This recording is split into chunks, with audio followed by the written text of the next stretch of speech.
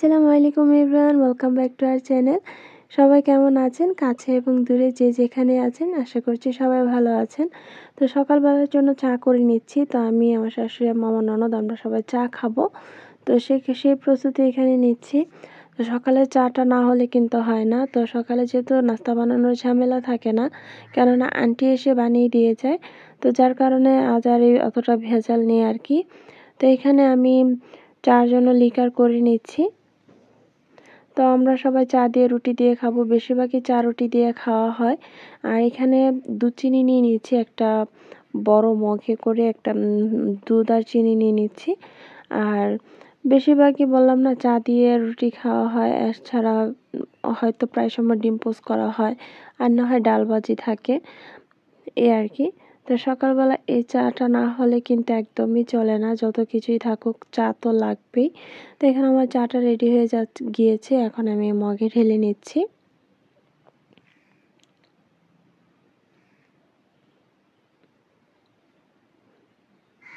তো আমার ছেলেও বাসায় থাকলে যখন মাদ্রাসায় যায় না, ও কেন সকালবেলা ডিমটা খেতে চায় না, ওর একটু চা হলেই চলে।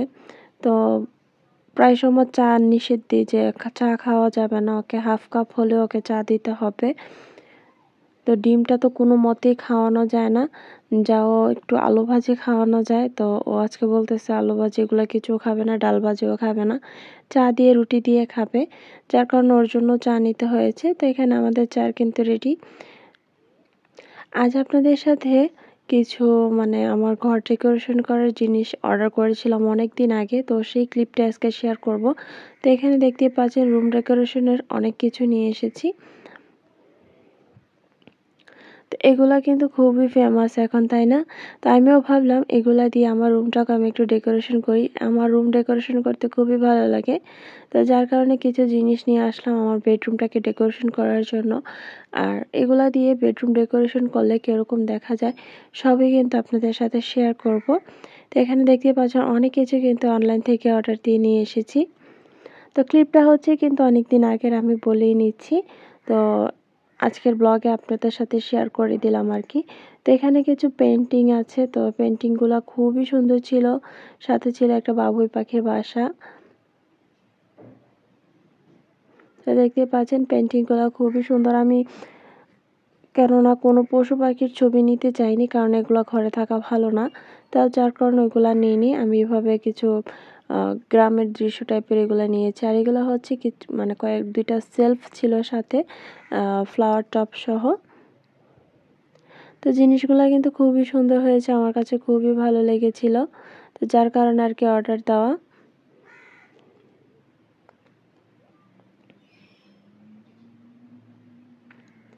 তো বেডরুম বা ঘর সাজাতে কার না ভালো লাগে বলেন? আমরা মেয়েরা যারা আছে তারা তো এই কাজগুলোই বেশিরভাগ করে থাকি। কিভাবে নিজের বেডরুমটাকে ভালো লাগবে সেগুলো দেখার চেষ্টা করি। তো এটা হচ্ছে যে লতাটা দেখেছিলেন, ওই লতার যে হ্যাঙ্গিংটা, এটা হচ্ছে এটা। আর ভিতরে ছিল একটা হোম সুইট হোমের একটা ডোরবেল আর কি। তাই তো এটা এটা একদম এটা একদম লতা সহ অর্ডার দিয়েছি।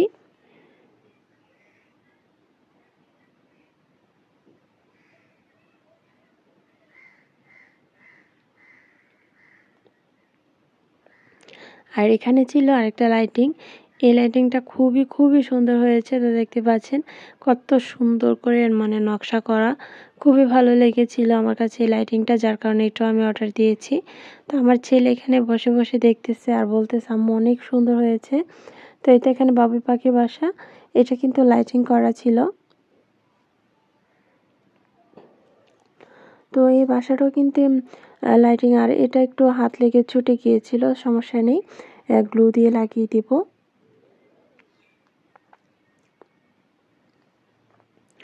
তো এই তো মোটামুটি সবগুলো জিনিস আমি নামিয়ে নিয়েছি।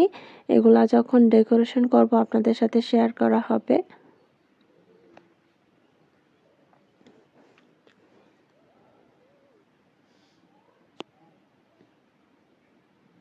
তো এটার ভিতরে যেভাবে থাকবে আর কি।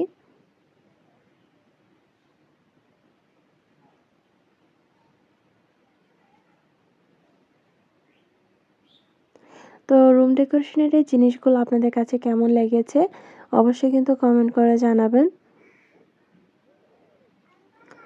তো যেখান থেকে নাস্তা শেষ করেছিলাম ওই দিন থেকে আবার চলে আসলাম, কারণ এত পরিমাণে গরম ছিল, তো ভাবলাম যে গোসল করিনি, তারপর রান্নাবান্না করব, তারপর যদি আবার মনে হয় যে না গোসলের দরকার আছে আবার করে নেব, কেননা এত পরিমাণ গরম পড়েছে 2-3 বার গোসল না করলে কিন্তু হয় না।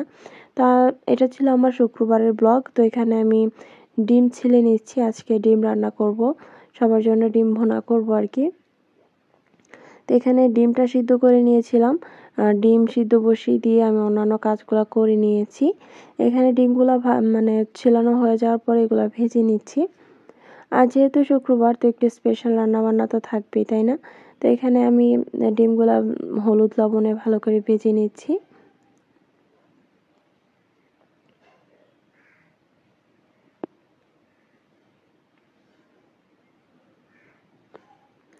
তো এটা কিন্তু মশলা ভুনা করব না, এটা শুধু পেঁয়াজের উপর ভেজে উঠিয়ে নিব। এই ডিম ভুনাটা খেতে যে কি ভালো লাগে, বাসায় ট্রাই করে দেখতে পারেন। মানে কোনো রকম মশলা ছাড়া শুধু পেঁয়াজের উপরেই ডিমটা আমি ভেজে নেব। তো এখন পেঁয়াজটা আমি ভালো করে লাল লাল করে ভেজে নেব।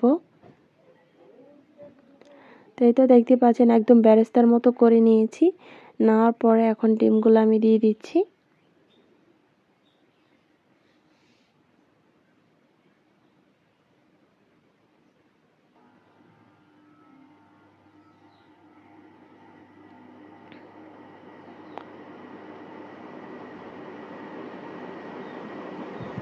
তো আমার ডিম ভাজাটা কিন্তু হয়ে গিয়েছে, দেখতেই পাচ্ছেন কতটা সুন্দর হয়েছে। আর মানে যে সুন্দর একটা স্মেল বের হচ্ছিল, যে কি বলবো, সবাই বলতেছে খুবই দারুণ একটা স্মেল বের হচ্ছে। তো আমি একটা বাটিতে একদম রান্না করে নিয়ে নিচ্ছি।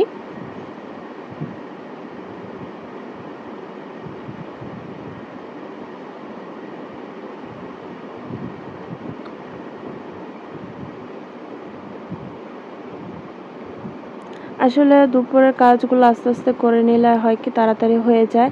তো এখন আমি মাছটা ভেজে নিচ্ছি। তো এদিক থেকে আমার কাজটা করতে সুবিধা হয়, যার কারণে এই চুলাটাই আমার বেশিরভাগ মানে কাজ করা হয় আর কি।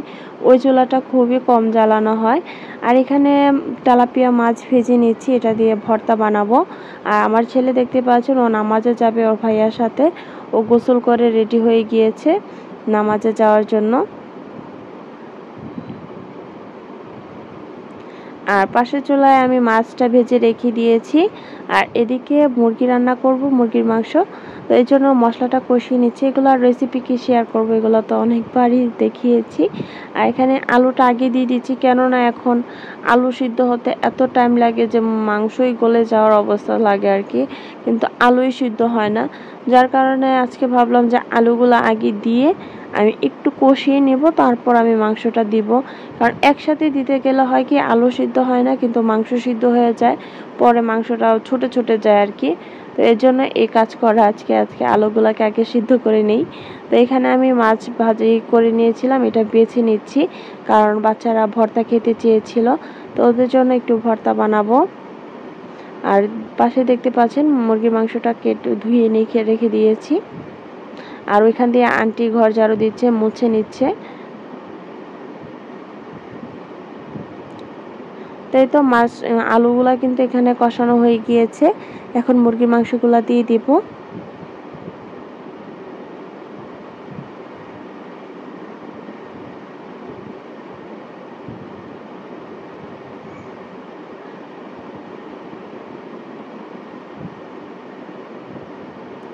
তো আমাদের ঘরে কিন্তু আলু খুবই পছন্দ করে। আপনার যে মানে মাংসর থেকে দ্বিগুণ পরিমাণ আলু দেওয়া লাগে, না হয় বাচ্চারা মানে আলু খোঁজে। ওরা 2 বেলায় মনে করেন আলুর ঝোল হলেই চলবে, মানে এরকম অবস্থা আর কি। বিশেষ করে আমার ছেলেও, ও আলু খুবই পছন্দ করে থাকে, যার কারণে যে কোনো তরকারিতে আমরা একটু আলু দিয়ে থাকি। মানে আলুটা স্কিপ করা যাবেই না, আলু দেওয়াই লাগবে। তো বলতে পারেন জাতীয় খাদ্য হয়ে গিয়েছে আমাদের ঘরে আলু। তো এখন ভালো করে কষিয়ে আমি ঝোলের পানি দিয়ে দিব। এখন একটু ঢেকে রেখে দিব।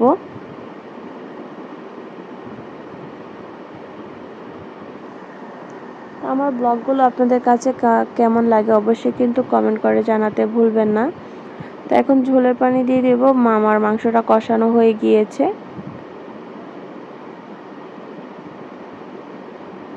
তো আমি সবসময় কিন্তু রান্নার ভিতরে গরম পানি দেওয়ার চেষ্টা করি, এতে রান্নাটা খুবই ভালো হয়, খেতেও মজা হয়।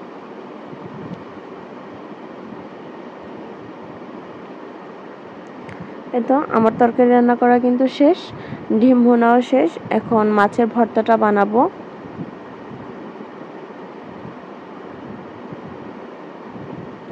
মাছ ভর্তা বানানোর জন্য পেঁয়াজটা একটু ভেজে নিয়েছি, আর এখানে শুকনো মরিচ নিয়েছি।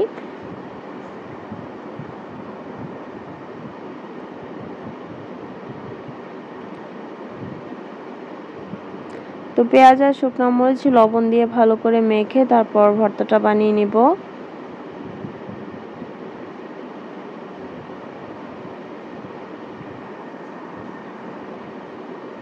তো পাশ থেকে আমার ভাগ্নে হেল্প করতেছে, তো ওকে বলতেছি আমি যেহেতু মোবাইল ধরে রেখেছি, তুমি আমাকে একটু একটু করে লবণটা দাও। তো ও দাঁড়িয়ে লবণ দিচ্ছিল, মানে এটা এগিয়ে দিচ্ছিল আর কি।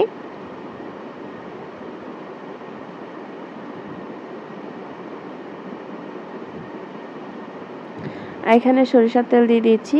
আজকে আদা ছিল না, মানে কাঁচা আদা আমি ব্লেন্ড করে ফেলেছিলাম সবগুলো। তো একটু রাখা উচিত ছিল, কারণ মাঝে মধ্যে চা ভর্তা খাওয়া লাগে, তো সমস্যা নেই, আবার আনিয়ে নেওয়া যাবে।